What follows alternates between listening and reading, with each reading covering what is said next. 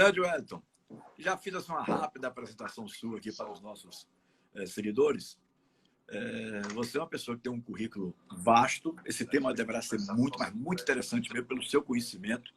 Quero lhe agradecer a sua disponibilidade para participar aqui do nosso programa através da live.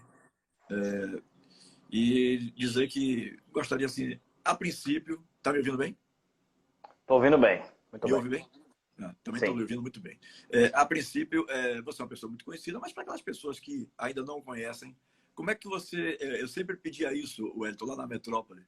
Aliás, eu já achei muito interessante que você fez uma postagem dizendo que um dia você achava que iria participar do Papo com o Tilé. E esse dia chegou agora em outro tipo de ferramenta. Então, como eu sempre abria lá na Metrópole, eu estou procurando abrir essas lives da mesma forma aqui no Instagram do Antônio Tilemão. Como é que você se define? Quem é o Wellington Júnior? Boa noite, muito obrigado, viu, querido, pela sua participação aqui.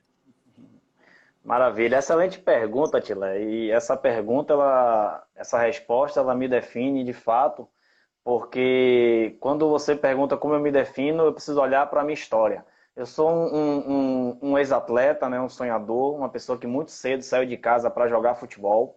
E dentro dessas oportunidades eu tive a experiência de ter grandes profissionais ao meu lado, grandes experiências, né, que me ajudaram a forjar o meu caráter. Muito cedo eu tive que rodar o Brasil, né, em busca deste sonho. E quando eu cheguei à equipe profissional, por um motivo de uma lesão, eu acabei tendo que parar um pouco mais cedo. Mas aí eu fui estudar. E nessa de estudar, rapaz, eu tive uma lesão na tíbia, quebraram.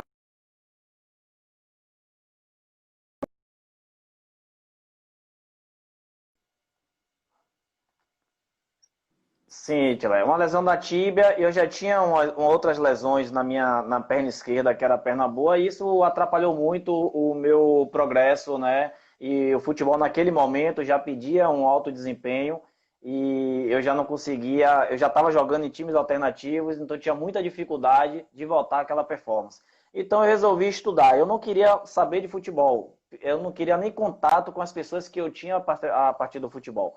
Mas um amigo me chamou para coordenar uma escola e foi muito difícil para mim recusar. E aí eu, durante 10 anos da minha vida, eu tive que alinhar, trabalhar em uma organização, em uma multinacional e trabalhar com futebol. Tá? Então, eu tive um sonho que foi cessado prematuramente, mas ao mesmo tempo eu percebi que dentro de tudo aquilo que eu passei, eu não era o jogador. Eu sempre fui, Tilé, o treinador. Aquele que gostava de falar do jogo, aquele que gostava de falar sobre o entendimento do jogo de futebol. Mas você isso já reconhecia nesse momento uma liderança, digamos assim? Natural, com certeza. E eu fui perceber isso um pouco, né, com a maturidade. Né? As ferramentas que chegaram à minha disposição no momento que eu já tinha 30 anos, eu não tinha quando eu era garoto. Né? Mas isso aí forjou meu caráter, que eu comecei a olhar para dentro e perceber de fato e compreender quem eu era. Isso me ajudou a lidar com frustrações, com comportamentos, né? E aí eu pude entender que se aconteceu isso comigo, né, acontece com muitas pessoas. E daí foi que eu entendi que eu poderia ajudar dentro desse processo. Entendi. Você falou aí que teve um determinado momento que você não queria... até eu me sinto mais ou menos assim. Né? Eu não estava querendo mais saber de rádio, de futebol, de nada disso. Você falou aí que num determinado momento você não queria mais nem saber de futebol. Foi alguma decepção que você teve na sua passagem como atleta? Algo que lhe marcou muito, assim, alguma coisa que lhe frustrou, lhe decepcionou? Alguém fez alguma coisa que marcou na sua vida? Teria sido por esse caminho, não? Então, eu tive várias decepções, Tilé, durante o meu processo de atleta, né? Por conviver em vários lugares. Imagine o garoto que sai de Salvador e vai morar em São Paulo muito cedo, em Porto Alegre. A gente sempre é o baiano. Então já existe o quê? Uma perda de identidade. Né? Naquele tempo a gente tinha dificuldade de comunicação com a nossa casa. A gente tinha que ligar de orelhão, dificuldade de ter um cartão telefônico para falar com a família. Então existiam essas dificuldades. E os meus pais, eles não me davam o apoio que eu achava necessário para o futebol. mas eles sempre me deram apoio como filho.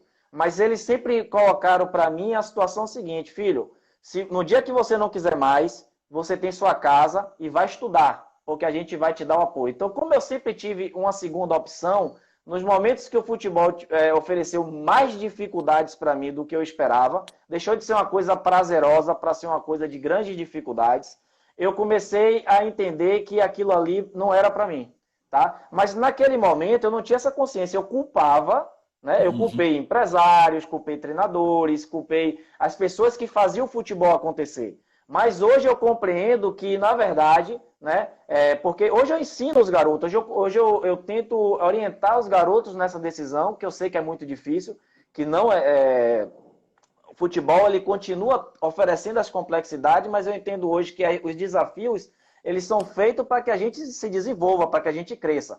Para mim, eu entendi que foi um potencializador para tudo o que aconteceu na minha vida para esse dia de hoje. Então, eu olho para trás com gratidão e ando com entusiasmo para seguir a minha vida, Atilé.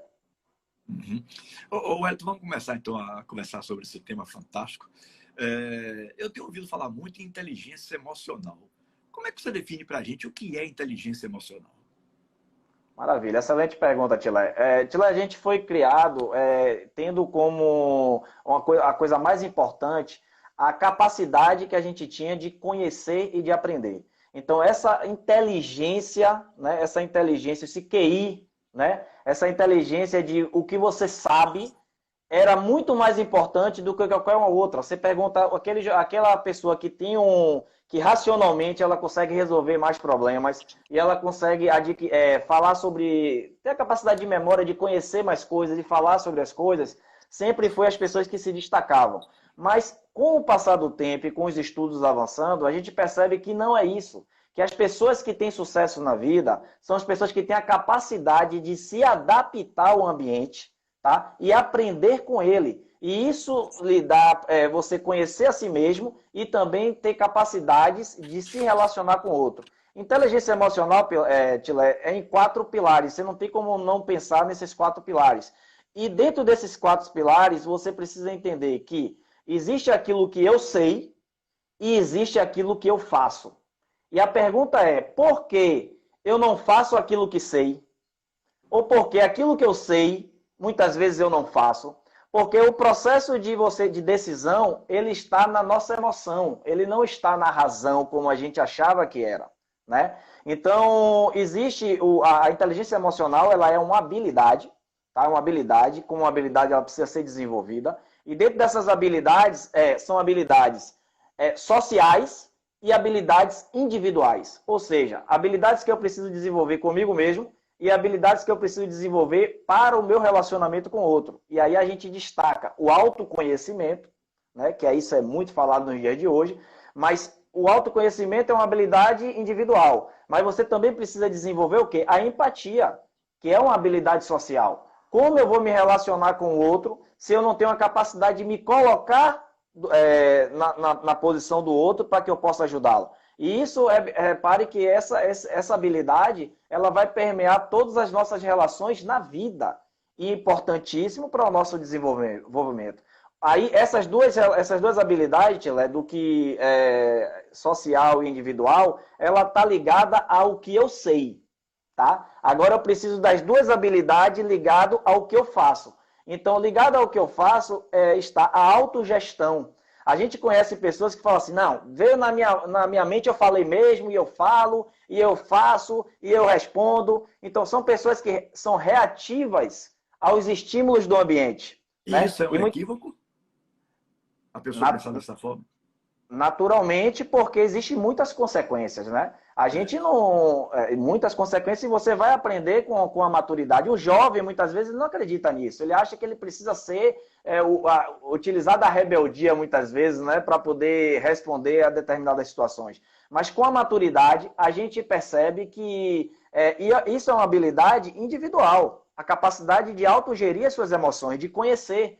Porque quando a gente vai falar com carreira, falar com pessoas no esporte ou na vida, a gente percebe que de determinadas situações, a interpretação que a gente tem do ambiente ou do estímulo é totalmente equivocada. Por quê? Porque a gente ainda não conheceu a diferença, Rotilé, do que é razão, do que é emoção e do que é sentimento. E eu não posso pegar qualquer emoção, né, que é um processo automático que acontece no nosso corpo, um processo bioquímico, e que a gente não tem controle das nossas emoções. O que a gente tem é o controle dos nossos sentimentos. Mas aí existe o quê? Para esse estímulo acontecer e você ter uma reação emocional, ela vem na sua mente, como pensamento. Tá? Então a autogestão é entre você interpretar qual é esse estímulo, porque senão, diante dos desafios, você sempre vai interpretar as coisas como medo. E o medo e o desafio, eles se parecem. A diferença é que o medo, ele é para a sua sobrevivência. O medo, ele é seu amigo e é seu aliado. Agora, quando é um momento de desenvolvimento e você não avança porque você diz que o sentimento é medo, repare que você está se auto-sabotando. Porque o desafio ele te leva para um outro nível, né? E assim a gente percebe ao longo da vida. A outra habilidade ligada ao que eu faço, como uma habilidade social, é a capacidade de se relacionar com o outro. Repare que as pessoas elas são admitidas numa empresa ou até num time de futebol por causa das suas habilidades. Mas por que elas são mandadas embora? Por causa dos seus comportamentos. Então, o meu comportamento para o outro, ela é uma decisão, tá, emocional, mas que eu preciso ter essa autogestão na minha mente. Então, o jogo que acontece é o jogo interior, um jogo mental. Esse jogo, Tilé, quem está do lado de fora não consegue ver. Porque as pessoas, quando olham para a gente, elas só olham e só percebem e só querem ver os nossos resultados. Ou seja, aquilo que a gente fez. Tá? Então, e a interpretação é dela. Mas muito mais do que isso, o ser humano ele é pensamentos, valores, são crenças. Então, esse tipo de jogo, digamos assim, é mais complicado do que o jogo de futebol propriamente dito, né? Porque se o cara não tiver um controle emocional, psicológico, joga Na tudo por água verdade, abaixo. na verdade, Tila, eu acredito que ele é muito mais simples do que a gente quando a gente explica. Porque o grande problema é que a gente não está imerso a essa mentalidade. Porque a nossa mentalidade é composta das coisas que a gente vê, das coisas que a gente ouve e daquilo que a gente sente. Então, o ambiente que a gente está inserido, ele vai contribuir para essa mentalidade. Então, a gente percebe pessoas que estão imersas a essa mentalidade ter a mesma, diante de uma mesma situação, ter visão diferente. Você tem um filho que está morando nos Estados Unidos, que está imerso a uma cultura totalmente diferente, sobretudo de mentalidade. Repare que diante das situações que são cotidianas, como ele percebe, né, de maneira muito mais profunda, de repente, determinadas situações. Então, o pior jogo não é o jogo que você sabe, é o jogo que você não sabe. E por não saber, a gente não tem a informação correta e a gente acha que sabe. A gente costuma falar uma situação, Tilé. Tem coisas que eu sei, mas tem coisas que eu não sei. Até aí tá tranquilo. Mas tem coisas que eu não sei que não sei e tem coisas que eu não sei que sei. Então, onde é que está essas respostas? Ela não está na nossa mente consciente, mas ela está no nosso subconsciente. Porque é tudo... Quando você me fez a pergunta, Wellington, por que você não quis jogar futebol? Foi algum impacto emocional? Foi alguém?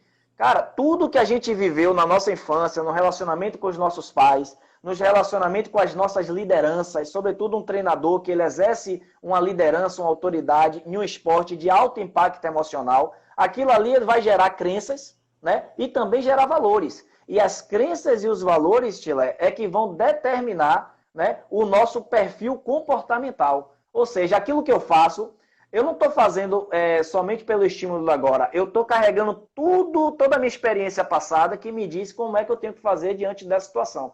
Se eu não questiono, eu não aprendo. E se eu não aprendo, eu sou reativo. E aí a grande lição é, as nossas emoções, como ela é automática, elas são reativas até o momento em que você entende como ela funciona. E o nosso intelecto racional, ele muitas vezes ele é inativo, porque ele precisa de dado. Diante de uma situação, você precisa calcular a decisão, pensar se é o melhor momento de investir, se esse curso é bom para mim, se aquela pessoa vai me levar para tal lugar. São várias perguntas e respostas que a gente faz naturalmente. Agora, como transformar isso em ação? Né? Como transformar isso aí na maior virtude que o homem tem, né, e que a gente não pode terceirizar isso, que é a capacidade de decidir. O maior poder do homem é a capacidade de poder decidir o que vai fazer. E se eu dou isso a terceiro, eu estou entregando para ele uma coisa interessante, que é o protagonismo da minha vida. E a gente, por não saber, muitas vezes, a nossa vida está na mão das pessoas. E aí a gente fica reagindo diante ao momento da crise, diante da notícia ruim. Você consegue compreender, Tila? Uhum. Altair Zupaim, que é um grande amigo, ouvinte desde a época da Metrópole e tal, ele perguntou que se você desistiu facilmente, se você não reconhece que você talvez não tenha se empenhado tanto para se tornar um atleta de futebol e por isso você acabou desistindo, qual é a avaliação que você faz nesse sentido? Pronto, com certeza. Com certeza, por quê? Porque quando eu jogava futebol, na minha época, a gente era selecionado pelo talento. Então, era o saber jogar futebol. Eu sempre tive uma dificuldade com a questão física. Por quê? Porque eu sempre fui baixinho e magrinho. Então, eu já não era aquele cara bem olhado. Eu lembro que eu tinha... Exatamente, o perfil comercial que os clubes estavam aderindo naquele momento. Eu lembro que eu tinha 16 anos, eu estava morando em São Paulo, e eu estava treinando para ir para um clube da França. Na época era o Olympique de Marseille. E aí eu e mais 2 atletas. O treinador precisava autorizar a minha ida, né? Precisava de uma chancela de um treinador. E aí a gente estava lá fui fazer um jogo amistoso. Eu saí do campo muito feliz, porque eu tinha feito gol, tinha jogado muito bem, joguei em 2 posições naquele momento, e saí tranquilo, muito feliz. Quando chegou na hora que esse treinador foi falar com o meu empresário a respeito, né, da avaliação que ele fez de Wellington, ele falou o seguinte: ó, ele tem muita qualidade, porém não é o perfil físico que a Europa está precisando. Inclusive, naquele momento, jogou uma crença limitante na minha cabeça terrível, né? Porque ele levou 2 atletas que não tinham se destacado, mas eram fortes realmente, fisicamente, porque ele entendia que era o perfil. Aquilo ali para mim foi chocante naquele momento, mas não foi o motivo de eu desistir, não. Eu entendi que no futebol, eu tinha prazer de jogar futebol enquanto eu jogava por questão do talento. A partir do momento que começou a se configurar de forma diferente, que eu comecei a ter que realmente abrir mão de muitas coisas para poder jogar futebol e não sentir o prazer, eu comecei a perceber o seguinte, Lé, eu não era competitivo. O futebol exigia uma competitividade e que eu não gostava daquela competitividade. Eu era aquele cara que eu gostava do passe, gostava da parte romântica do futebol. E eu fui entender que isso daí é quem eu sou. Eu continuo desse mesmo jeito. Então não adianta eu ficar procurando culpados, achando que foi falta disso, falta de oportunidade. Não. Eu era para ser jogador durante aquele momento, para ter as experiências que eu tive, tá? Mas para justamente poder entender a mente do atleta e poder hoje desempenhar e seguir no caminho que eu estou seguindo hoje. Então, por isso que eu digo, olhar com gratidão. Poderia ter me esforçado mais? Poderia. Eu não acho que foi falta de esforço. Porque eu sempre fui um cara que puxava fila, que treinava muito, que me dedicava muito. Eu acho que foi na questão do prazer. E nessa caminhada eu vi muitos perderem o prazer de jogar futebol. Inclusive atletas que chegaram mais longe e atletas que tiveram oportunidade no profissional, que tiveram muito dinheiro na mão, mas quando perderam o prazer de jogar futebol, começaram a ceder a outras coisas que vêm além do sucesso, que vêm além do futebol. E aí você sabe como é que funciona, porque você é um militante ou um desbravador dessa área durante muitos anos e você sabe do que a gente está falando. Quero dar um recado aqui pro meu neto, me permita, o João Costa. Esse pezinho aqui não tá dando certo não, viu, velho? Esse pezinho aqui tá sem tesão, ele tá só querendo cair, não cair, eu tenho que ficar segurando, aí não dá. Segunda-feira eu vou pedir orientação a você, para poder providenciar um outro que possa me dar mais tranquilidade para fazer o programa. Mas, Wellington, é só uma brincadeira. Wellington, você acha que os atletas hoje, eles já reconhecem a importância de trabalhar esse lado emocional ou ainda é algo que está caminhando, digamos assim, a passos curtos, lentos? Qual é a sua avaliação sobre isso? Pronto. Primeiro eu quero dizer a você por que nasceu esse grande desejo de falar no seu programa. Primeiro, pela referência que você é, por eu sempre escutar ali na Metrópole os seus comentários, sempre muito lúcido, né? Pela referência que você também era no esporte. através da empresa de assessoria que você tinha, né, e que você ali teve a oportunidade de trabalhar com grandes pessoas. Quando eu comecei a me desenvolver nessa área, Tila, eu comecei a perceber que eu não queria ainda trabalhar com futebol. Mais uma vez, né, porque eu trabalhei com empresa de assessoria esportiva, trabalhei com clubes, trabalhei com scout, e nesse momento que eu estava em um outro momento da minha vida me desenvolvendo, eu novamente falei, não quero trabalhar com futebol. Só que o futebol ele sempre está me chamando. E quando ele sempre me chamava, eu falei o seguinte, eu preciso falar sobre isso que eu acredito com alguém. E eu enxergava no Papo com o Tilé um espaço democrático, onde eu poderia chegar ali e ser uma voz que pudesse falar para muitas pessoas. Mas enquanto essa oportunidade não chegava, eu sabia que existia, mas enquanto ela não chegava, eu falei em muitos lugares. Falei individualmente com atletas, falei com treinadores, falei com gestores, falei em ambientes de palestra, falei em ambientes de treinamentos, né? Falei com os empresários. E eu percebo o seguinte, no meu entendimento, o jogo mudou, Tilé. Futebol hoje mudou em várias áreas, né? Está cada vez mais se profissionalizando e cada vez mais o último a saber dessa mudança tem sido o atleta. Por que tem sido o atleta? Porque eu entendo que para se gerar a mudança, primeiro precisa se despertar a consciência. O atleta precisa entender quem é ele dentro desse processo de formação. Quem é ele, aquela figura que tem um talento, né? E que alguém disse que ele é um bom jogador e já deu logo uma coisa muito pesada para ele, que é comparou ele com alguém. E aí ele chega em um clube e ele precisa o quê? Se desenvolver. Ele vê que para ele chegar no clube, de repente, pelo talento, foi fácil. Mas que para ele continuar no clube, ele precisa cada dia começar a competir com as pessoas que estão chegando. E esse não é o segredo do desenvolvimento. O segredo do desenvolvimento de uma mentalidade vencedora, que você já consegue ver isso em outros esportes, é aquele atleta que ele compete, ele vence a si mesmo, a cada dia. Ele percebe nessa evolução. Só que a gente percebe também que as pessoas que trabalham com o futebol não estão prontas ou não têm o interesse de passar essa autorresponsabilidade para o atleta.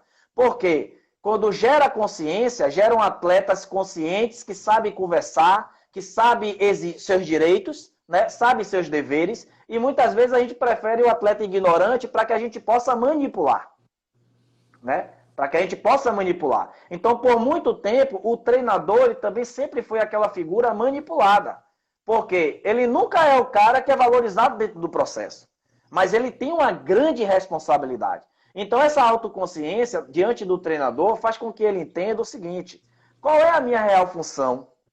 O que é que eu estou fazendo aqui? Eu sou servo, eu tenho que ensinar, eu tenho que servir, ou eu tenho que dizer como é que acontece, como é que ele tem que fazer? Então, a gente ainda vem de um período de ruptura, de pessoas que entendem o futebol de uma forma de que o treinador é o centro das atenções, o centro do conhecimento, e que os atletas é um depósito bancário, onde você dá informação, dá estímulo, você fala que ele tem que fazer. E toda vez que ele não faz aquilo que o treinador quer, o treinador fica contrariado. Né? Contrariado e começa a dizer o que o atleta tem que fazer. Então isso mata a criatividade, né? E a capacidade do atleta diante de situações adversas. Né? Porque qual foi a grande vantagem do futebol brasileiro e dos atletas brasileiros? É que diante das dificuldades, eles sempre tinham uma carta na manga, uma jogada diferente, uma atitude diferente. E cada vez mais a gente está reclamando o quê? Que falta atitude nos atletas. Inclusive, eu estou achando que o jogo de futebol está muito longo, Tilé, porque a gente fica ali 20 a 30 minutos sem atacar, tocando bola do lado, sem ter aquela competitividade que tinha. Antigamente a bola chegava no atacante, era perigo de gol. Agora a bola está com dificuldade de chegar no atacante. E todas essas decisões, elas começam nas emoções. Agora, enquanto eu não sei, aquela conversa do início, enquanto eu não sei do que o Hélio está falando aí, enquanto eu não conheço esse jogo mental, é melhor para mim eu dizer que ele está errado ou recusar isso do que eu abrir mão de que a minha experiência, de que tudo que eu faço é o mais importante dentro do processo. Então existe o quê? Um processo de se desaprender para aprender. Isso é desenvolvimento. Ô, Elton, a gente vê atletas brilhando dentro de campo, mas certamente, a verdade é que esses atletas que são atletas de sucesso, né, eles geralmente têm um trabalho de preparação muito intensa fora do campo. Aí eu lhe pergunto, quais são as habilidades que você acha, você acredita que um atleta tem que ter hoje, além do campo, é claro, para ter sucesso na carreira dele? Então, mais uma excelente pergunta, Tilé. Olha só, a gente já se desenvolveu o máximo na questão técnica. E a gente desenvolveu também na questão física e tática. Não tem muito o que mudar, né? O que pode mudar é o ser humano, a maneira como ele entende o jogo. Mas a maneira como é ensinado, os livros que estão aí, que é pouco, né? Os livros que falam de futebol, mas tá dentro de um processo aceitável, é o que o mundo faz. Qual a diferença de um atleta para o outro, de um treinador para o outro, se não a sua mentalidade diante das complexidades que o futebol oferece? Aí você fala do staff, né? De todo o atleta que tem sucesso, ele naturalmente ele precisa hoje ter um esforço muito maior do que se precisava antes. Antigamente, além de ter o talento, ele era blindado dentro do processo para as coisas dar certo. Então ele se preocupava com jogar. Hoje, com a tamanha competitividade que é o futebol, né? E esse desenvolvimento que o atleta precisa ter para que o talento dele fique claro, ele precisa estar bem desenvolvido fisicamente, ele precisa ter esse conhecimento do posicionamento que ele precisa executar na partida. Agora, a gente nunca pensou e nunca se preocupou com a mentalidade desse atleta que chega para jogar futebol. Como é o dia dele fora do campo? Né? Como foi as experiências dele no passado? Como é o trato dele com o dinheiro? Como é que ele vê os relacionamentos? Porque isso interfere em campo. Muitos atletas talentosos, né, perderam a sua carreira, e a gente pode enumerar vários nomes, por decisões que foram feitas fora de campo. Né? E dentro de campo, como é que a gente pode falar sobre os aspectos mentais dentro de campo?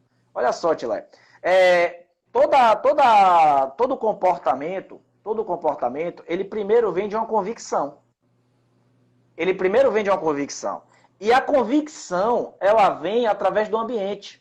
Né? O ambiente que a gente está inserido. O próprio livro de sabedoria milenar, a Bíblia Sagrada, ela fala sobre o quê? Fala que a fé ela vem pelo ouvir.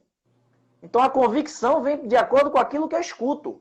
Então, você precisa saber aonde esse atleta ele está inserido, que tipo de informação que ele tem, o que é que ele está vendo, né?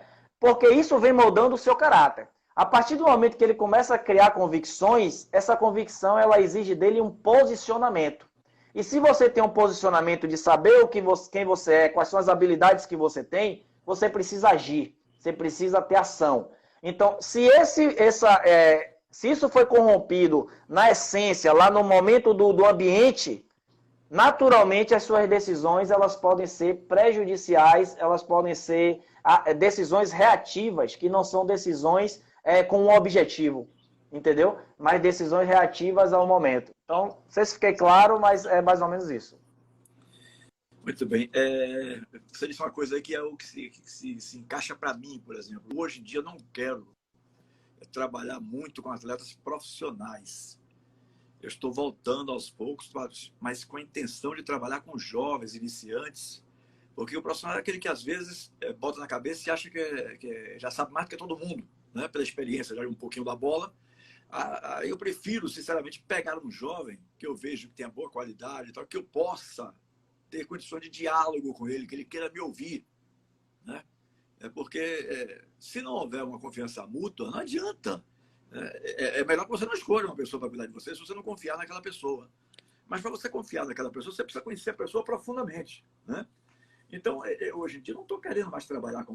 Nós hoje temos apenas 2, aliás, 3, porque tem um que ainda tem idade de júnior, que é o quarto zagueiro Herbert, do Bahia de Feira, que tem 18 anos, mas já é contrato profissional, né? Já tem contrato profissional.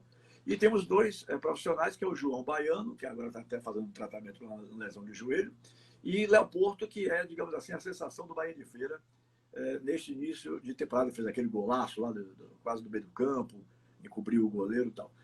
Mas um tem 27, outro tem 25 anos e tal. Então, não é o caso deles. Tanto é que não é o caso deles que eu aceito trabalhar com eles, né?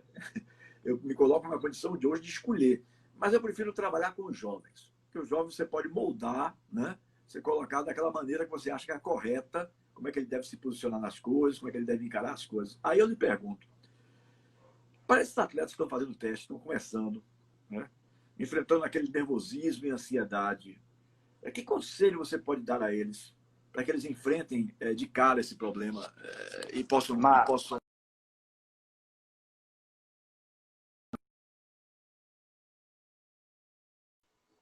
Maravilha, Tilé. Maravilha a pergunta. Inclusive, eu queria aproveitar a oportunidade e deixar para vocês o seguinte: eu tenho um e-book, né, que eu escrevi, que são as 7 peneiras que você precisa passar antes de chegar ao clube. Tá? O grande problema do atleta quando chega à peneira é porque ele não se preparou para aquela peneira. E quando você vai para um lugar que você não conhece ninguém, que você não conhece o ambiente, naturalmente a sua mentalidade, o seu próprio cérebro vai ficar em um estado de alerta porque ele não conhece. Então, aquilo dali, muitas vezes o atleta sente esse frio na barriga, que é normal. Você vai conhecer atletas profissionais que sentem frio na barriga até hoje. Mas por que sente? Porque está vivo. Entendeu? Então, o que é que acontece? Só que eles entenderam que aquele frio da barriga não é motivo de parar. Isso, viu, Anderson? Eu Exatamente. Gosto, porque mostra que o cara realmente está, né, vivendo aquele Exatamente. Momento. Imagine, você trabalhou na rádio muitos anos. Se você não sentir aquele entusiasmo para poder fazer o programa, que adianta ir por ir? Então, esse frio na barriga, na verdade, é o que tem que nos mover. Mas a gente, muitas vezes, por não interpretar aquilo que eu falei lá atrás, saber interpretar o nosso sentimento, a emoção, a gente traz um sentimento mais próximo que é o quê? O medo, a dúvida, a vergonha, que são sentimentos que a gente aprende com a sociedade, mas que não nascem com a gente. Então, naquele momento, eu preciso entender o seguinte: eu vou estar diante de um desafio e que eu vou ser avaliado. Ninguém gosta de ser avaliado, Tilé. Ninguém gosta. Imagine, você fica no estado de tensão. Então, esse e-book, As 7 Peneiras, ele vai falar com o atleta, né, e para o treinador, para o pai, não importa, quais são essas 7 peneiras antes. A peneira do clube é uma delas, mas se você precisa passar pela peneira do autoconhecimento, da frustração, você precisa passar pela peneira do risco, você precisa passar pela peneira do talento. Então, são habilidades que você precisa desenvolver, porque quando você vai chegar na hora de uma avaliação, Tilé, você não vai concorrer com aquele que não sabe, que não se preparou. Você só vai concorrer com quem se preparou igual ou melhor. Então, essa é a conta mais inteligente de fazer. Né? Em um concurso público que tem 20 mil inscritos, eu vou concorrer com os 20 mil ou eu vou concorrer com aqueles 200 que estudaram, se dedicaram e se prepararam para aquele momento? Então, isso é inteligência. Então, essa pergunta que você fez, ela é muito interessante porque o futebol continua sendo um desejo de muitos garotos. Só que o grande lance é que o garoto está focado no resultado. Ele quer ser jogador porque ele quer ser igual a fulano, ele quer as coisas igual a fulano. Então o futebol, o sistema do futebol, ele corrompeu a mentalidade dessas crianças, porque eles não são preparados para o futebol de verdade. Para aquele que o torcedor não vê, quer chegar no horário, quer treinar, quer saber lidar com as derrotas, saber lidar com as dificuldades, com as comparações, com as críticas. Então esse futebol ninguém gosta. Foi esse futebol aí que talvez eu não estava preparado e que eu não quis continuar. Entendeu? Então, o foco não é no resultado que o futebol proporciona, mas sim no processo. No processo. Então, a gente precisa parar de valorizar o resultado nas idades de formação e começar a valorizar o processo. E aí, sobre o que você falou, eu queria só comentar, naturalmente, pela experiência que você tem e pelo entendimento que você tem, você quer se posicionar numa figura de autoridade para os atletas, podendo ensinar a ele a experiência que você teve ao longo da vida. E aí isso é natural, mas isso daí, Tilé, quando não é feito de uma forma com técnica, com método, a gente acaba com muito amor e carinho atrapalhando o processo. Por quê? Porque a experiência que você viveu na vida, ela foi sua. Eu não posso chegar e eu colocar o farol na escuridão do outro, porque ele não está vendo. Iguais, né? Você está entendendo? Então é natural que a gente se posicione naquela ideia seguinte: rapaz, siga meus conselhos. E os estudos na área da mente já estão acelerados em relação a isso. Quando você fala com o atleta o que ele tem que fazer, ou pergunta o que ele fez, você vai acionar uma área do cérebro, que é a área racional. Porque ele vai te dar, quando você pergunta o que, ele vai te dar em quantidade, medida, né? Ele vai te dar informações mais analíticas. Mas quando você pergunta ao atleta como você fez aquilo ali, como você vai fazer para superar esse desafio, Aí você, ao invés de dizer o que você fez ou o que ele tem que fazer, você fala para ele como você fez. Porque quando você fala como você fez, você conta para ele o processo que foi a chegar naquele resultado.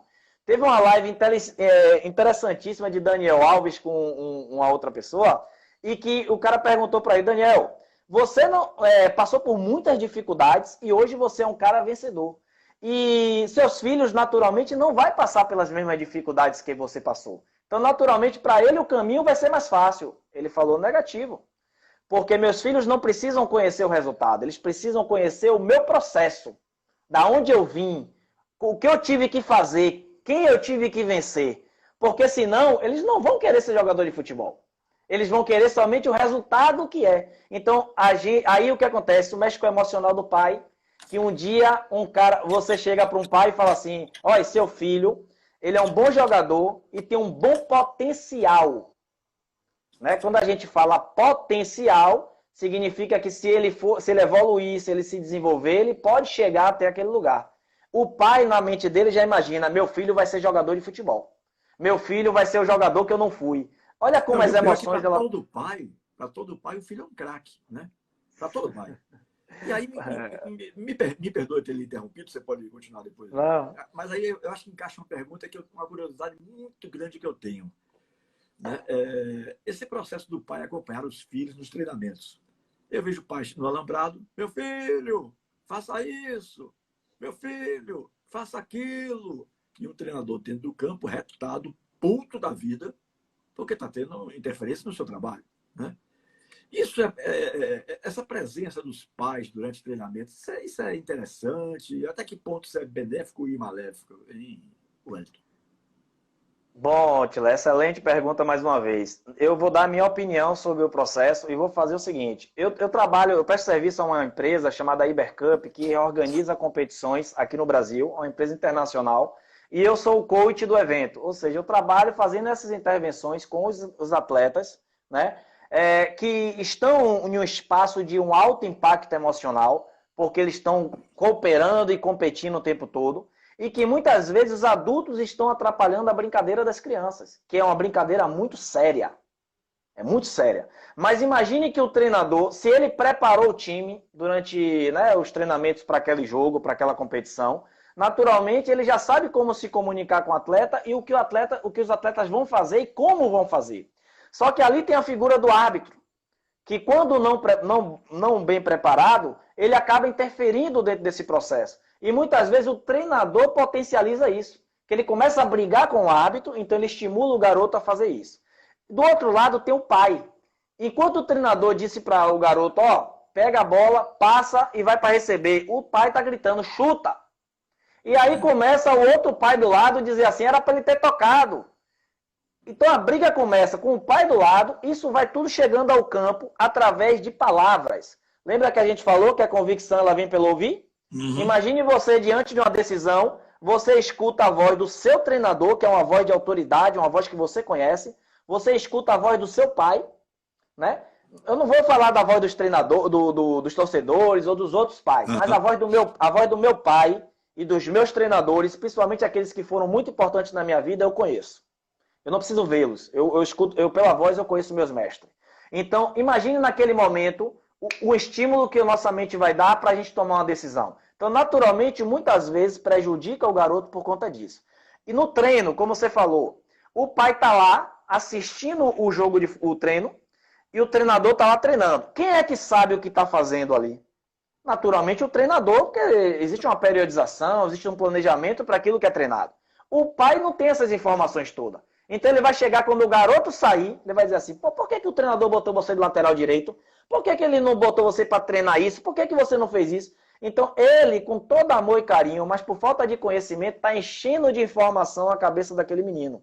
Naturalmente, diante de um estímulo, esse menino pode, diante do treinador, o treinador vai pedir uma coisa, ele vai dizer assim: não vou fazer isso não, treinador. Mas ele faz com o respaldo do pai, inconscientemente. Os grandes clubes da Europa não permitem isso, não permitem que nos jogos os pais ajam como torcedores e fiquem gritando, xingando, não permitem. E nos treinamentos, os clubes, eu tive o prazer em ir em Barcelona, Atila, e fui em outros países também para conhecer, E eu percebi o seguinte, quando você chega lá no centro de treinamento do Barcelona, existe um lugar para o pai ficar, tomar um café, bater a resenha e tal. Mas o lugar onde os meninos treinam é afastado, é coberto, então os pais não têm nenhum tipo de interferência porque ele não tem a informação. Entendeu? A informação que eles têm é os treinadores e o assistente social, os psicólogos do clube, que tem com os pais. Então, isso permite com que os atletas se desenvolvam um pouco mais. Então, interfere sim. Interfere sim. Eu vi muitos pais precocemente acabar a carreira de seus filhos. Inclusive, eu vejo nas competições os garotos querer sair de campo por não aguentar mais a interferência dos pais. Tá? Só que eu sei que quando um pai está gritando com um garoto, ele está gritando com a dor que ele tem, porque muitas vezes o pai dele nunca ajudou, nunca foi ao campo com ele. Eu tenho a consciência disso, mas o garoto não tem. Ele vai interpretar como: meu pai não gosta de mim, eu decepciono meu pai, eu não presto. Olha aí, com muito amor, a gente não está pregando amor. É verdade. Muito bem colocado isso. Eu digo uma coisa, velho, um jogador que não demonstra assim, um espírito de liderança, ele pode desenvolver essa habilidade? Ou isso é algo genético, que o atleta já nasce assim e não tem muito o que ser feito, ele não pode ser, como é que eu poderia dizer, levado a essa condição de líder? Qual é a sua visão sobre isso? Então, outra pergunta maravilhosa, Tilé.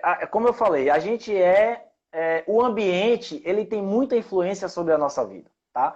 Claro que a gente carrega o DNA dos nossos pais, né? A gente passou muito mais tempo ali imerso a um relacionamento de pai e mãe, de, sei lá, seja a configuração familiar que foi. Então, aquilo ali formou na mente dele crenças, né? Naturalmente, do que ele imagina o que é e o que não é. Isso são crenças, tá? E valores. Né? Os valores ele servem para nos nortear. Então, se ele vem de um ambiente do seu lar em que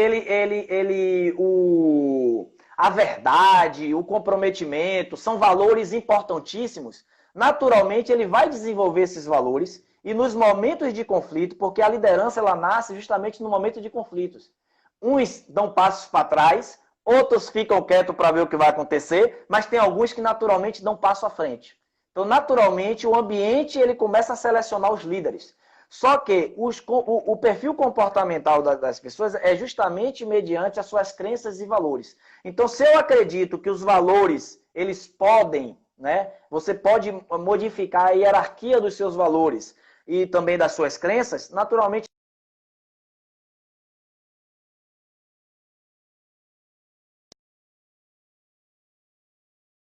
faz, que é um comportamento, uma ação que você tem ao estímulo do ambiente, isso o garoto já traz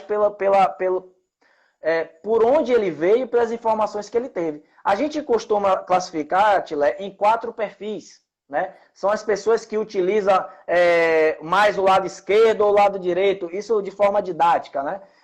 A pessoa que ela é mais analítica, repare, diante de uma situação, eu aqui, através de algumas perguntas que eu posso fazer a você, sobre crenças e valores, eu consigo estabelecer aqui, ter para mim, qual é o seu perfil comportamental. E eu já vou saber que, diante das situações, quem é que vai se levantar e vai fazer, quem é aquele que vai somente dar a ideia, porque tem aqueles que são os comunicadores, são os extrovertidos.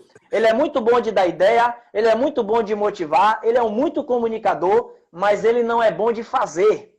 Na prática, não diz nada. Exatamente. Então, o autoconhecimento ele é legal porque quando você percebe que você é esse cara, você fala assim, opa, então é uma habilidade que eu preciso desenvolver, aquela de fazer. Você está entendendo?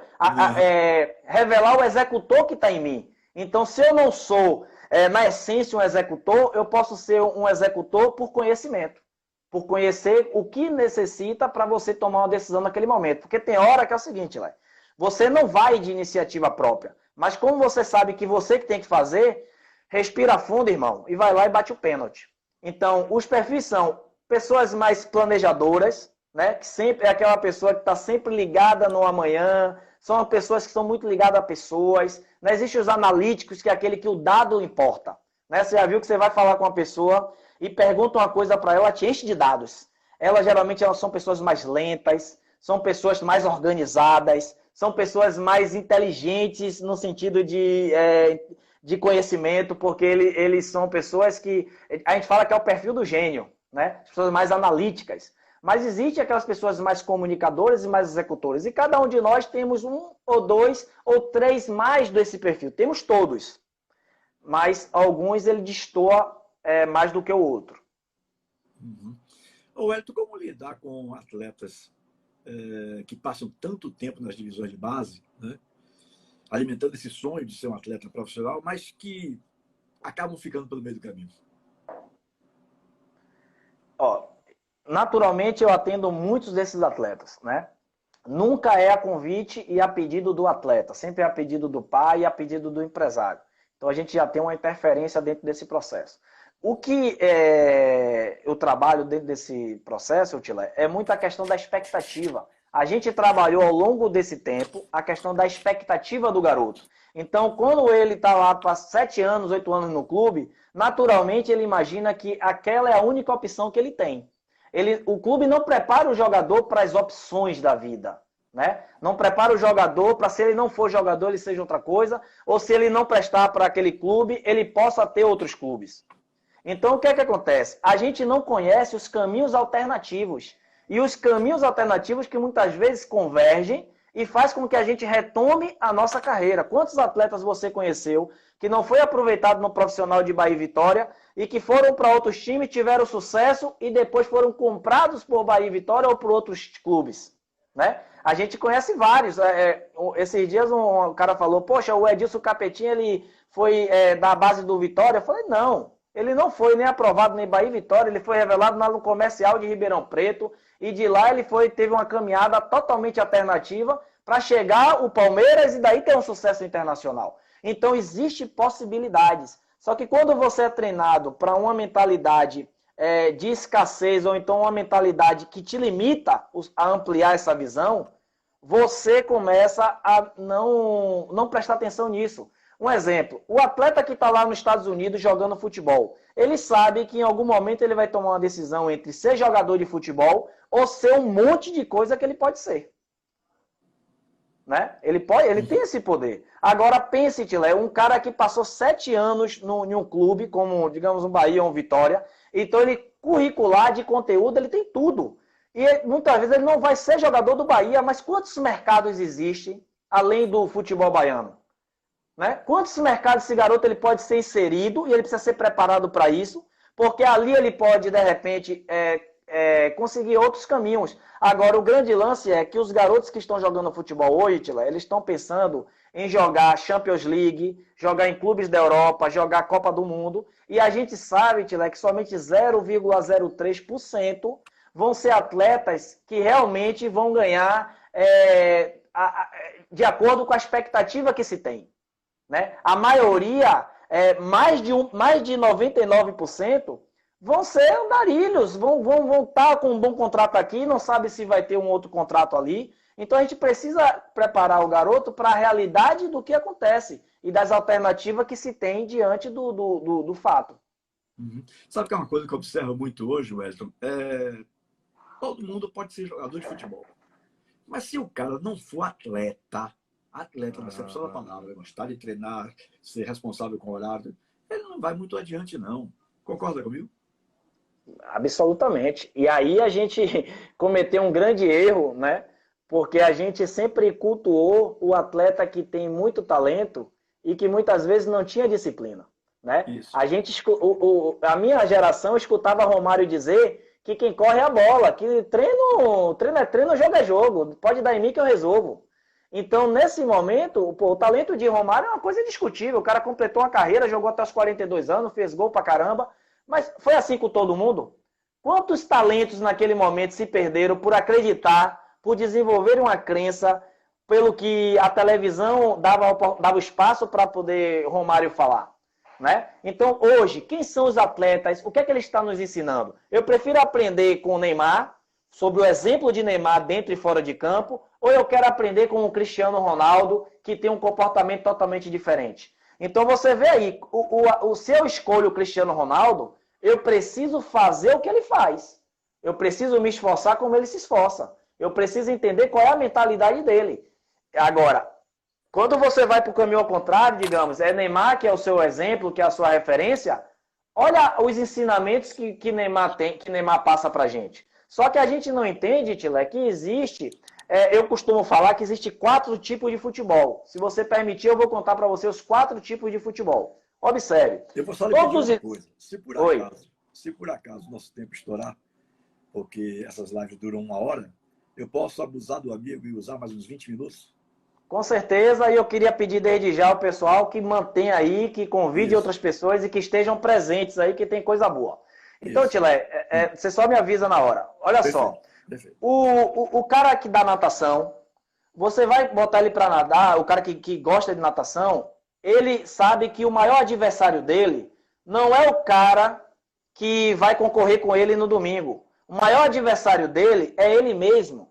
Se ele não treinar, ele pode ter o talento que for, ele vai ficar na piscina, porque o que difere um do outro são segundos, milésimos. Então, se ele é o número 1, ele precisa saber que o número 2, número 3, número 4 está atrás dele, porque se ele consegue, os caras também são treinados a entender que eles conseguem também. Então, ele que chega para o treinador e fala, treinador, bora treinador, eu quero treinar, eu acordo 4 horas da manhã, eu cuido da minha alimentação, eu cuido do meu descanso, mas eu quero ser o melhor naquilo que eu faço. A mentalidade de atleta, ela tá isso. Quando você vê agora o Michael Jordan na Netflix lá contando e você entende a mentalidade de um Michael Jordan, você vai entender por que ele chegou onde ele chegou. Quando você entende a mentalidade de um Cristiano Ronaldo, você vai entender por que ele chegou onde ele chegou. E aí eu penso para você vai entrevistar Popó, tá? Aí você chega para Popó vai ter uma luta que tá com a data marcada e ele chega para o treinador dele e fala, ó, o treinador fala, não, hoje não vai ter treino não, pode descansar aí. Aí ele olha pro treinador e fala assim, pera aí, rapaz, não. Ou então o treinador, não, Popó, não dê 10, não faça 20 não, faça só 10. Ele vai olhar assim, não, esse treinador tá me sabotando. Por quê? Porque ele entende que o esforço que vai fazer com que ele lá, quando ele botar a cara dele para bater, que vai fazer com que ele tenha vitória. Então o lutador não vai no ringue com possibilidades na mente de perder. Ele vai cheio de crenças de que ele vai vencer, por isso ele se prepara. Então, olha a mentalidade do cara, é totalmente diferente. A mentalidade do jogador de futebol, ao longo do tempo, ela não se desenvolveu nesses quesitos. Claro que teve outros atletas, por estar imersos em outros ambientes, tiveram comportamentos diferentes. Mas a gente sabia, Tilé, que muitas vezes o que treinava mais, que o que corria mais, não era aquele atleta tão diferenciado, né? Geralmente a gente falava assim, cara, você corre para eu jogar. E os times de futebol se desenvolveram nesse sentido, em que o camisa 10 era o maestro, o camisa 9 era o que fazia gol, e o restante corria, ralava para poder fazer aquilo acontecer. Né? Então, hoje não. E os atletas têm sentido muito na pele quando chegam na Europa por conta disso. Teve um garoto que me contou esses dias, né, na verdade, em uma live, que ele está na Dinamarca. E deu folga, eles tinham ganhado o jogo, deu folga, e aí ele foi no clube só para, sei lá, para ver alguma coisa no clube. Quando ele chegou lá, tava todos os atletas lá treinando na academia. E ele falou, rapaz, que é isso? No Brasil, o cara aproveitaria a folga dele para fazer qualquer outra coisa. Churrasquinho. Você tá entendendo? Então, olha só, nessa quarentena, os atletas sabem que precisam se cuidar. Porque hoje o futebol é muito competitivo e não adianta você estar bem no domingo e na quarta-feira você tem que estar bem de novo. Porque no outro domingo, se você não jogar bem, a torcida pede para sair. E você pode comprometer o resultado. Então o futebol muitas vezes nos ensinava coisas diferentes. Por quê? Porque a gente dizia o seguinte, rapaz, futebol parece que tem moita, tem cara que se esconde do jogo, se esconde da responsabilidade. Né? Então isso acontecia, Tilé. Mas vamos lá, os 4 futebols. O primeiro futebol é o futebol que o atleta joga, que é o jogo mental, Tilé. Teve um ciclo de palestra esses dias da CBF, de psicólogos renomados de clubes grandes como Palmeiras, Flamengo, Internacional, vários psicólogos falando sobre a mentalidade do atleta e como eles estão trabalhando esses atletas durante esse período de quarentena. E uma das referências na área de psicologia do esporte, que é o Filgueiras, que é o psicólogo do Flamengo, ele, que muitas vezes ele confronta a questão do coach, ele falou uma coisa seguinte, ó, já existem estudos sobre o comportamento do atleta em todas as áreas. A única coisa que não existe avanço nos estudos é em saber o que pensa o atleta na hora que está executando a ação.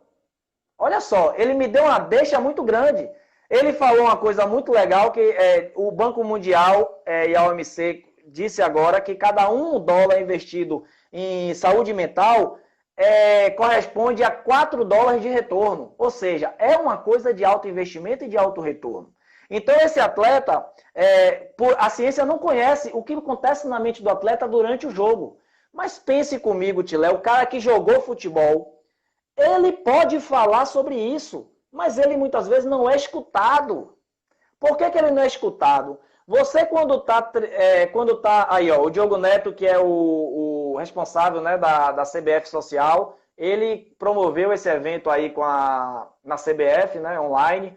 Obrigado, Diogo. Um abraço, boa noite. Então, foi muito legal, muito bom, muito bom. Eu assisti todas as palestras. E aí, Tilé, você precisa perguntar ao atleta... Temos um minuto, Então, você precisa perguntar ao atleta dentro daquela perspectiva de demonstrar o interesse do atleta e saber como que ele fez aquilo, qual é o pensamento dele diante daquela situação, qual é o sentimento dele. Então, como se nunca perguntar ao atleta, e jogador geralmente não gosta de falar sobre o que sente, a gente perdeu e a gente perde essa informação. Esse papo está sendo realmente extraordinário. Eu até já coloquei no IGVT a primeira parte. Massa! No Instagram. Já joguei para lá, para o IGVT, para o pessoal poder acompanhar. Maravilha. E agora nós estamos, então, iniciando a segunda parte do programa. E aí você estava desenvolvendo sobre os 4 tipos de jogadores, não foi isso? 4 futebols. Sim, muito bem. Você falou do primeiro e do segundo, não foi isso? Ou Falei do primeiro. Estou concluindo o primeiro e vou entrar no segundo agora. Tá. Só lhe fazer uma pergunta, Wellington. Quanto tempo você tem disponível? Eu tenho esses 25 minutos que você me pediu. Eu tenho esses 25 minutos a 30 que você me pediu. É verdade. Mas a gente está no flow aqui. Pronto, tranquilo. 20 minutos, ok. Pronto. Tilé, o que acontece? Né? Primeiro eu quero dizer que realmente existe um entusiasmo da minha parte de participar do seu programa. Já falei a você desde o início, a minha gratidão. E, sobretudo, sobre isso que eu estou falando, é algo que me motiva, porque é algo que transformou a minha vida e algo que deu certo comigo. Então, se deu certo comigo, eu acredito que pode dar certo também com qualquer um que está me assistindo. Né? Então, a gente está aqui diante de um movimento daquilo que muitas vezes a gente não sabe e que a gente não sabe que sabe. Então, vamos trocar essa ideia. O primeiro futebol é o jogo mental, o jogo interior. Por quê, Tilé? Imagine que o atleta, no momento de tomar uma decisão, ele quase que ele treinou, ele pegou uma bola, aquela bola é igual a que ele pegou no treino? Certamente não. Certamente não. Certamente não. Inclusive, as variáveis mudam a todo tempo. Naquele momento, a bola pode ter quicado. Olha só, Carlos Alberto Torres só fez aquele golaço que pegou na veia, que eu tive a oportunidade de assistir o jogo da Copa de 70, porque meu pai botou para mim assistir. Brasil, porque a bola deu uma quicadinha. E aí foi o suficiente, né, para ele pegar a bola em cheio e fazer aquele golaço. Então imagine as variáveis que existem no campo de jogo. Seja a bola, seja o gramado, seja o próprio o oponente. Então o atleta ele vê tudo isso e precisa tomar uma decisão em uma velocidade muito grande. Então naturalmente em alguns momentos ele não chuta uma bola e a gente fica gritando lá de fora: que cara burro, o cara não chutou. E muitas vezes o posicionamento do treinador é: caramba, não faça mais isso. Por que você fez? Você vai sair do time. Por quê? Porque o treinador ele vê o futebol de forma diferente. Ele vê o torcedor também vê o jogo de uma forma diferente. Naturalmente, o treinador ele vê de uma visão técnica e o torcedor de uma visão passional. Né? E muitas vezes a imprensa ela estimula essa visão passional do torcedor, porque ela se comunica com o torcedor. Né? A comunicação de uma rádio e de uma TV, ela é entretenimento. Quando eu descobri isso, cara, eu falei, rapaz, aí eu entendi por que de repente ele fala para o torcedor ouvir, mas o atleta que está escutando muitas vezes não compreende por que ele falou aquilo. Porque o atleta ele conhece o ambiente no momento do jogo, o que passa na minha cabeça quando eu vou executar. E outra coisa, a melhor decisão do atleta quando ele está no jogo é aquela que ele não pensa, é aquela que ele flui, ele só executa. Quando você só executa, você chuta aquela bola, Tilé, que você não chutaria se você pensasse. Porque você fala assim, pô, se eu chutar, eu vou errar.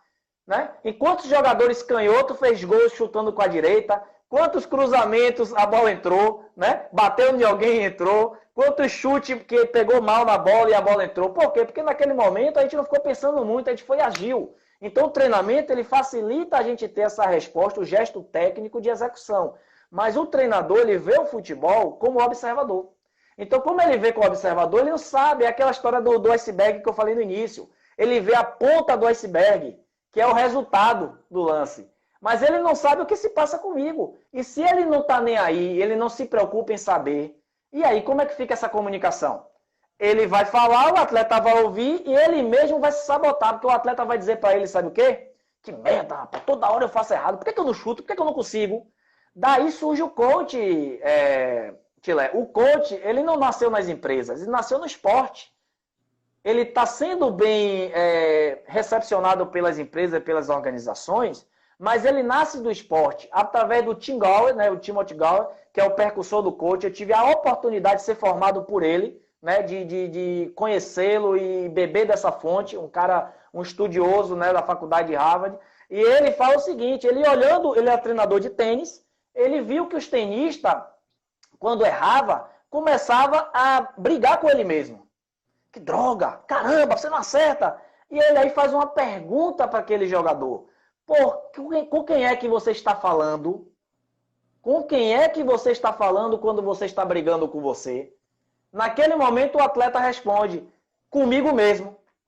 Quando ele percebeu aquilo ali, ele falou assim, então existe um jogo interno na mente, um processo de decisão que a gente conhece como, ele explica metodologicamente, como Self 1, Self 2, que é o E1 e o E2. Em outra, a gente aprendeu muitas vezes na história infantil, nos desenhos, o anjinho e o diabinho, lembra, Tilé? Pronto. Existe uma comprovação científica, porque na verdade é o lado do cérebro que a gente está utilizando, do consciente e do inconsciente, como eu falei no início, né? De qual a área, se é o racional, se é o emocional. Mas eu estou explicando aqui de forma didática para os leitores, porque das pessoas que estão presentes, porque a maneira que a gente pergunta estimula uma resposta que é só sua. Você vai fazer a mesma pergunta para 10 pessoas, você vai ter 10 respostas diferentes. Agora, a partir do momento que você diz o que o cara tem que fazer, ele eliminou a possibilidade de pensar, de refletir, de criar sua própria ideia, de criar sua convicção para ir no que você falou. Porque o cérebro ele gosta de encurtar espaço, gosta de economizar energia. E o processo de pensar e botar para fora é um processo também energético. Né? Sobretudo dentro de 4 pilares que o ser humano eu entendo como multifatorial. O pilar físico, mental, o pilar emocional e o pilar também espiritual que a gente não pode negligenciar. Inclusive, existem estudos que comprovam que essa verdade espiritual ela é muito mais verdade do que a verdade física. Mas dando continuidade, segundo o futebol do observador. Tá? E por isso que muitas vezes o treinador, por falta desse conhecimento, ele muitas vezes se precipita na sua intervenção. E ele acaba matando a criatividade por conta dessa falta de conhecimento. Mas não é só ele, não. Não estou colocando o treinador como culpado, não. São muitas pessoas que gerem e muitas pessoas que fazem o futebol acontecer. O garoto não é só jogador quando chega no time, ele convive com os seus pais, né? Então todo o ambiente ele vai formar e agora a gente precisa ser protagonista desse ambiente. Então o atleta, como ele não foi formado, como não foi despertada a consciência dele e como ele não é autorresponsável no processo, não é a maioria, mas a grande parte, ele começa a ser levado ao seguinte, é melhor eu fazer o que Tilé está me dizendo, porque aí ele não vai brigar comigo, do que eu falar para ele o que é que eu penso de verdade, porque se ele não tiver interesse de me ouvir, ele vai achar que é um desrespeito, que é uma afronta, e muitas vezes a gente quer impor um autoritarismo, e isso daí, Tilé, é uma comunicação violenta. Existem estudos sobre a forma como nós nos comunicamos e muitas vezes nós violentamos o outro através dessa comunicação. E aí lembra da inteligência emocional, daquele pilar, a capacidade de se relacionar, a empatia, que está ligada ao que eu sei e o que eu faço, mas que é uma habilidade social, e se é uma habilidade, é um músculo, eu posso desenvolver. Mas aí, Tila, ainda tem o terceiro futebol, que é a estatística. Muitas vezes você está ali no rádio falando do jogo, e eu estou aqui em casa escutando. Dependendo da sua entonação de voz, eu acho que a bola está no ataque. Mas muitas vezes a bola está saindo do goleiro. Eu não consigo. Mas através das informações, eu crio essa imagem mental. E o nosso cérebro, ele não consegue distinguir o que é verdade do que é mentira. Se eu chegar para você e para as pessoas que estão ouvindo aí, que estão acompanhando a nossa live, não pensem, se eu pedir aqui com muito amor aqui, ó, não pense, gente, não pense em uma melancia. Não pense em uma melancia. Naturalmente, todos pensaram numa melancia. Por quê? Porque melancia a gente conhece. Quando eu falo melancia, o meu cérebro, opa, melancia, já me dá a imagem na minha frente. Eu preciso saber que existe isso, Tilé. E quando você me chama de burro, a minha mente associa aos burros. Quando você me chama de inteligente, a minha mente me associa aos inteligentes. Você entendeu? Então, aí esse futebol de estatística, que hoje ainda tem um analista de desempenho, que ele diz se você foi bem ou se você foi mal através das ações que você fez. Imagine, cara. Eu corri somente 5 quilômetros e eu fiz mais passe para o lado do que para frente. Naturalmente, as pessoas que vão interpretar aquele dado vão dizer o quê? Vão dizer que eu não fui bem. Outra coisa, você já escutou do treinador fazer o seguinte: meu time tomou 2-0, mas foi o melhor. A gente jogou muito, mas o placar foi 2-0. O que é que você pensa, o que é que vem na sua mente logo quando você perdeu e você tomou 2-0? Como é que foi bom? Como é que você foi o melhor se você perdeu? Né? Então, o futebol ele é feito de pessoas que conhecem, que estudam, e tem pessoas leigas, e pessoas leigas também influenciam, porque é a voz do torcedor, é a voz do consumidor. E isso vai também criar um outro futebol, que é o futebol de entretenimento. Entretenimento, business e consumo. Então, o futebol que a Globo ela mostra para você, ó, eu desafio, quem jogou futebol, eu não gosto de assistir jogo de futebol na televisão. Eu gosto de assistir no estádio, né? Mas o jogo de futebol na televisão, imagine, o cara pega uma bola e o comentarista tá dando várias opções ao cara. O jogador consegue ter aquele tempo que o comentarista tem, Tilé? E aí entrando na sua área? Não. Mas imagine como a gente estimula a crítica, como a gente diz o que ele deveria fazer e ele não fez. Não é verdade? Mas você não tem tempo. Fala. Uma pergunta interessante aqui também, que é o seguinte: o atleta tem um assessor de imprensa. Isso é interessante, é válido? Ou o assessor de imprensa ajuda mais ou atrapalha mais? Tilé, eu acho que ajuda, mas o que ajudaria mais é você preparar esse atleta. Porque senão, imagine, cara, eu quero me posicionar em uma rede social, mas eu não vou escrever porque eu não sei escrever, porque eu não sei o que falar, não sei o que fazer. Então eu pego para um assessor escrever para mim. Cara, naturalmente eu sei quem foi que escreveu aquilo ali. Porque se o cara, quando fala comigo no WhatsApp, ou fala comigo pessoalmente, ele fala de um jeito, ele vai escrever diferente? Não vai. Então, ele perde identidade. E, mais uma vez, ele terceiriza o que era do conhecimento dele. Mas, em alguns momentos da vida, a vida vai pedir a ele um posicionamento e ele não vai saber o que falar. Então, o papel do assessor, do assessor deveria educar essas pessoas. E eu acho que o clube, ele deveria fornecer esse tipo de um coach, um assessor, tudo isso. Mas, para o clube é mais difícil porque ele não tem como atender todos. Então, o atleta como autorresponsável, Tila, e você sabe que existem muitos que são assim, eles procuram isso. Eles correm atrás disso, ele começa a trazer pessoas para a carreira dele, para próximo dele, pessoas que vão potencializar quem ele já é, potencializar a sua essência, não as pessoas que vão tirar dele a essência. E a gente sabe que se aproxima do atleta de futebol, muitas vezes que querem o quê? Pessoas que querem pongar ou pessoas que querem estar perto por causa da imagem. Né? Mas os atletas autorresponsáveis é aquele que, digamos, como vários jogadores que passaram pela Antônios, que eram jogadores que você percebia, que você via homens, você via pessoas que te davam, você ficava tranquilo com ele, porque você sabia que aqueles caras, não era aquele cara que toda semana tá numa notícia que não é a do esporte. Uhum. Né? E que isso hoje está muito latente, porque os clubes da Europa não querem mais errar. Então, eles buscam essas informações de comportamento, de tudo isso, meu amigo. E isso gera valor. Isso gera valor para o atleta. O atleta tem que potencializar isso.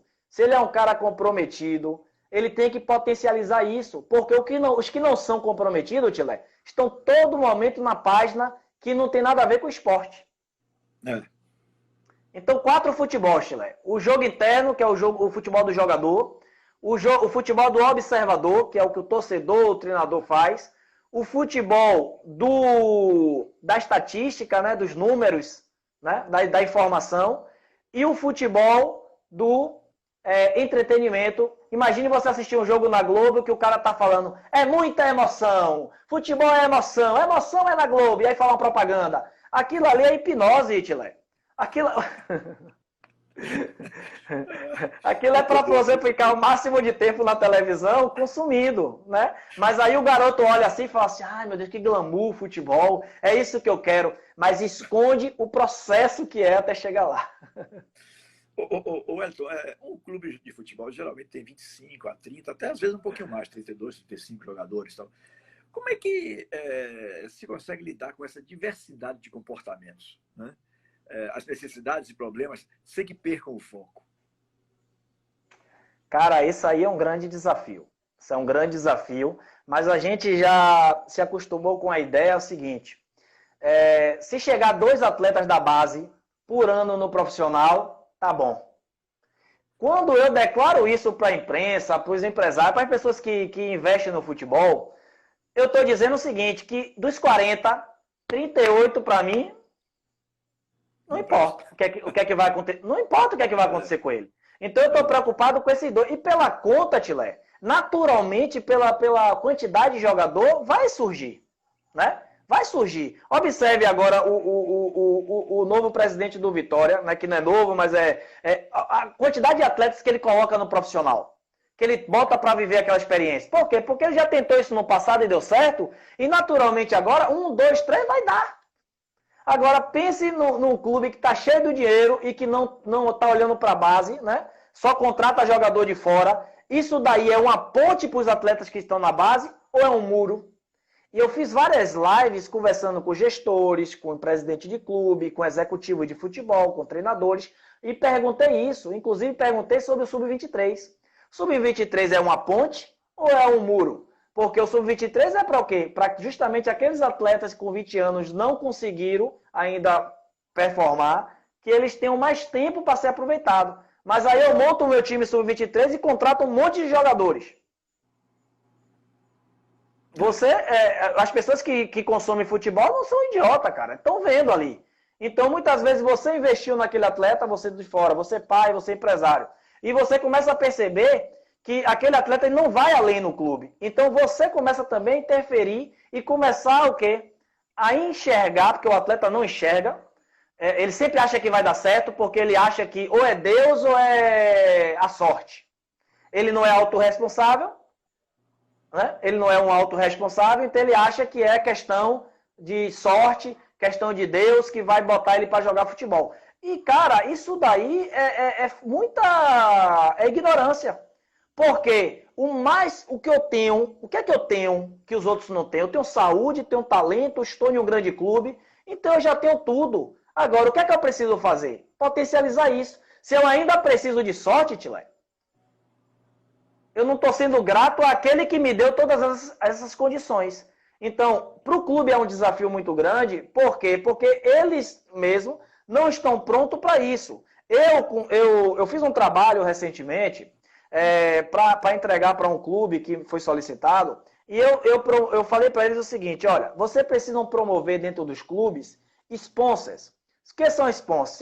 Eu não consigo cuidar de 40, mas eu consigo cuidar de repente de 10. Então eu preciso de 4 pessoas dentro daquele grupo que entendam a minha mentalidade, que sejam desenvolvidos dentro dessa mentalidade vencedoras, para que sejam influentes nos outros 10. Isso é um modelo testado nas empresas e que deram certo. E por que a gente não testar isso no futebol? Só que muitas vezes, o que é que acontece? O atleta que muitas vezes tem um comportamento ruim, geralmente é aquele que tem mais talento. Então, o que é que eu faço? Eu finjo que não estou vendo muitas vezes o que ele está fazendo, porque ele é o meu investimento. Ele é possivelmente aquele que vai dar certo. Mas qual é a mensagem que eu estou passando para o meu grupo? Você está entendendo? Então, naturalmente, então você precisa focar justamente nesse para dar exemplo. Por que a seleção brasileira, Tilé, por muitos anos na base, ela foi nociva para os atletas? Porque a gente não prepara jogador para ir para a seleção. E o jogador, quando volta da seleção, ele não entende que ele passou a ser uma referência. Ele passou a ser uma figura para ser modelada. E se ele não entende isso, ele vai ter comportamentos que não são comportamentos que levaram ele para a seleção. Entendeu? E o atleta que foi na seleção, que serviu ao país, ele tem que ter o dever de ser exemplo aonde ele está. Então, isso tudo aí nasce da mentalidade. Tem muitos treinadores que estão percebendo isso, que estão se desenvolvendo, né? E o jogo mudou, Tilé, e essa quarentena ela está provando isso. As pessoas estão buscando conhecimento e estão tendo que ouvir como nunca que o jogo mudou e que os aspectos mentais eles são importantes na formação, no desenvolvimento, né, na performance do atleta. Muito bem, Wellington, muito obrigado. Só queria fazer mais uma colocação, se você me permite. Porque eu não sei se eu entendi corretamente, mas eu acho que o que você quis dizer com relação àqueles que tomam decisões no futebol, né, o executivo do futebol, o presidente do futebol, ou seja, o diretor de futebol ou o gerente, aqueles que tomam decisões, eles também devem mudar o perfil, né? O que é praticado hoje está equivocado, não é isso? Tilé, essa pergunta ela é maravilhosa. E é por isso que a mentalidade sempre ela precisa vir de cima para baixo. Ela precisa vir no modelo vertical. Porque você cobra do treinador esse modelo horizontal, mas você não tem referências acima de você. A gente escutou aqui, Tilé, metodologia belga, metodologia suíça, metodologia alemã, metodologia... O Barcelona, o treinador do Barcelona, a gente bateu um papo. Se você conhece Barcelona, você vê que Barcelona é muito pequeno. É muito menor do que vários estados aqui do Brasil. Então o cara consegue fazer o seguinte, Tilé, desenvolver uma mentalidade de cima para baixo e que todo mundo segue aquela mentalidade. Vamos colocar a Suíça, um país pequeno. A federação ela apoia os clubes nesse sentido. Então ela já tem uma mentalidade de desenvolver os treinadores, aqueles que estão no dia a dia com os atletas. Então, os atletas já conhecem o futebol sobre 5 pilares. O pilar social, o pilar mental, o técnico, o tático e o físico. Então, isso já está na mentalidade. Se ele achar que é diferente, ele está fora do processo. Então, os garotos estão formados dentro dessa mentalidade. E aí você vê o Brasil perdendo para a Alemanha, você vê o Brasil perdendo para a Bélgica, e a gente esperando uma reação do nosso treinador, que é era o melhor do momento. Ele assim, ó, olhando e não sabendo o que fazer. Aquele jogo ali foi altamente emocional, Tilé. Emocional para a gente que estava assistindo. Imagine para os atletas que estavam em campo, Tilé, diante de tamanha expectativa. Só que a Bélgica se preparou. Se preparou para pegar os pontos fracos do Brasil. Entendeu? A Suíça, você já vê na divisão de base, a Suíça começando a ganhar campeonatos com a sua seleção. E aqui no Brasil não. Aqui no Brasil os clubes são independentes. O Vitória faz de um jeito, Bahia faz de outro, a Jacuipense faz de outro. Então, uma pessoa imagina o que é certo, mas não existe o compartilhar de um modelo que vai servir à seleção. Então, eu não tenho como dizer se é certo, se é errado. O que eu tenho que dizer é que a gente está avançando, tá? Avançando. Agora, eu acredito o seguinte, Lé. Se eu quero desenvolver alguém, primeiro eu preciso desenvolver a mim mesmo. Meu amigo, muito obrigado pela sua participação aqui na nossa live. Né? Foi a primeira vez que eu invadi o... O que eu acho é o seguinte, velho, você tem que deixar... Eu prefiro que o cara diga, foi curto, tal, deveria... Mas eu prefiro deixar aquele gostinho do quero mais do que provocar um acréscimo do tempo, né? Mas você foi muito feliz, eu quero lhe agradecer profundamente aqui pela sua participação, não quero lhe atrapalhar mais não, porque eu sei que você tem uma outra live para entrar aí, né? Então, um grande abraço, meu irmão, muito obrigado pela sua participação. Foi um prazer enorme conversar com você. Tilé, mais uma vez, gratidão, gratidão a toda a sua audiência. Para mim foi uma alegria. O entusiasmo com que eu falo é justamente por isso, por reconhecer e estar muito feliz, porque foi uma coisa que eu imaginei lá atrás, surgiu essa oportunidade e estou muito grato. Quero dizer também que esse assunto ele não se esgota, né? Esse assunto ele é muito profundo. Eu criei um curso recentemente, Tilé, que é um curso online de inteligência emocional e treino mental aplicado ao futebol. Porque eu entendo que é uma necessidade, tá? Então, existem muitas coisas que a gente pode falar. Eu não sou o dono da razão, não se esgota aqui, mas é ouvindo um, ouvindo outro, e a gente combinando essa ciência, combinando esse conhecimento, que a gente vai cada dia, primeiro, melhorar o ser humano, que é o ser humano que pratica o futebol, né? E com isso, fazendo com que a gente seja cada dia mais pessoas melhores, porque diante dessa quarentena, eu entendo que a gente precisa desenvolver conhecimento, desenvolver uma habilidade e um plano de ação. Então, muito obrigado mais uma vez. Que Deus abençoe a todos.